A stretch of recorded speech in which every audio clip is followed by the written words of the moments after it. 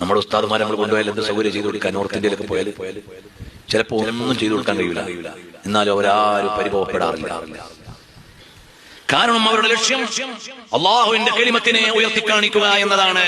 അല്ലാതെ അവരവരുടെ സുഖത്തിന് വേണ്ടി ജീവിക്കുകയല്ല, അവരവരുടെ സൗകര്യത്തിന് വേണ്ടി ജീവിക്കുകയല്ല.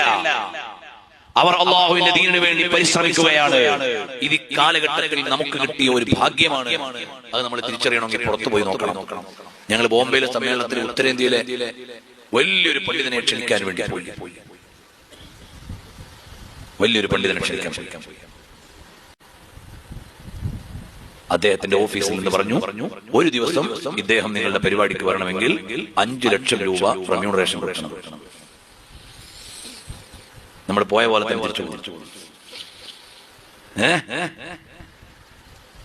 അപ്പോൾ അങ്ങനെയുള്ള ആളുകളെ കൊണ്ട് അവിടെ ദീനുണ്ടാകുമോ? ഇല്ല. അദ്ദേഹം 5 ലക്ഷം ഡിമാൻഡ് ചെയ്തെങ്കിൽ 10 ലക്ഷം ഡിമാൻഡ് ചെയ്താൽ പോരാ സുൽത്താനുൽ ഉലമ. പക്ഷേ ഉസ്താദിനെ നമ്മളെന്തോ കൊടുക്കലുണ്ടോ? ഒന്നും കൊടുക്കരുത്. ചിലപ്പോ വണ്ടിക്കൂലിയും കൊടുക്കില്ല. മുംബൈയിലെ സമ്മേളനത്തിന് ഞങ്ങളൊരു വണ്ടിക്കൂലി കൊടുത്തിട്ടില്ല, ഒരു റെമ്യൂണറേഷൻ കൊടുത്തിട്ടില്ല, നല്ലൊരു താമസ സൗകര്യം ഒരുക്കാനും നമുക്ക് കഴിച്ചിട്ടില്ല.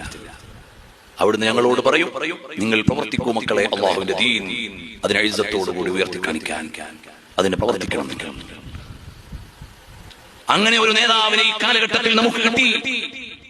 അതിന്റെ മൂല്യം നമ്മൾ അറിയണം. ഞാൻ ഇങ്ങനെ തുറന്ന ഉദാഹരണം പറഞ്ഞത് നമ്മുടെ ഉലമാക്കൾ എത്ര നിഷ്കളങ്കമായി അള്ളാഹുവിന്റെ വജീഹിന് വേണ്ടി പ്രവർത്തിക്കുന്നു.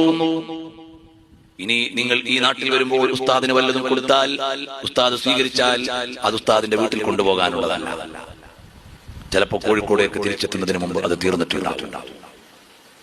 അങ്ങനെയും ഞങ്ങൾക്ക് അനുഭവങ്ങളുണ്ട്.